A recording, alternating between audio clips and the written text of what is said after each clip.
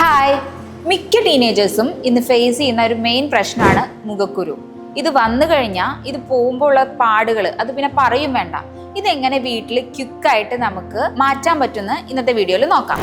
ഹണീനെ പറ്റി main skin care ടിപ്സുകൾ ഞാൻ കഴിഞ്ഞ വീഡിയോയിൽ ഇട്ടിട്ടുണ്ടായിരുന്നു. നിങ്ങളെല്ലാവരും വീട്ടിൽ ചെയ്ത് നോക്കിയെന്ന് ഞാൻ വിശ്വസിക്കുന്നു. ടിപ്പ് നമ്പർ 4, ഹണിയും അതേപോലെ തന്നെ മിൽക്ക് അല്ലെങ്കിൽ റോസ് വാട്ടർ ഏതാണോ വീട്ടിൽ അവൈലബിൾ അത് നമുക്ക് യൂസ് ചെയ്യാം. മെയിൻ ഡ്രൈ സ്കിന്നുകാർ റോസ് വാട്ടർ അവോയ്ഡ് ചെയ്ത് മിൽക്ക് യൂസ് ചെയ്യാൻ ശ്രമിക്കണം. അതേമാതിരി റോ മിൽക്ക് യൂസ് ചെയ്താൽ കൂടുതൽ നന്നായിരിക്കും. കാരണം എന്താണെന്ന് വെച്ചിട്ടുണ്ടെങ്കിൽ തിളപ്പിച്ച് കഴിഞ്ഞ് കഴിഞ്ഞാൽ ഇതിലെ മെയിൻ വൈറ്റമിൻസ് ഒക്കെ നഷ്ടപ്പെടാനുള്ള ചാൻസ് ഉണ്ട്. ഇപ്പോൾ റോ മിൽക്ക് തന്നെ യൂസ് ചെയ്യാൻ ശ്രമിക്കണം.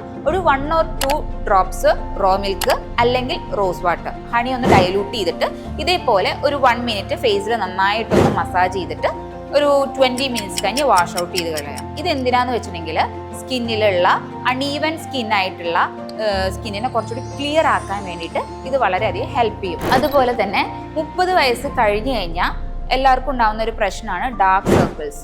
അതായത് എപ്പോഴും ഉറക്കമില്ലായ്മ അല്ലെങ്കിൽ വർക്കിൻ്റെ സ്ട്രെസ്സ്, സിസ്റ്റം എപ്പോഴും യൂസ് ചെയ്യുക, ഇതുവഴി വരുന്ന ഒരു പ്രശ്നമാണ് ഡാർക്ക് സർക്കിൾസ്. അപ്പം ഇത് റിമൂവ് ചെയ്യാനും ഹണി റോസ് വാട്ടർ അല്ലെങ്കിൽ ഹണി മിൽക്ക് സർക്കുലർ മോഷനിൽ പതുക്കെ, അധികം പ്രഷർ യൂസ് ചെയ്യരുത്. സെൻസിറ്റീവ് സ്കിന്നാണ് കണ്ണിൻ്റെ താഴ്ഭാഗം എന്ന് പറയുന്നത്.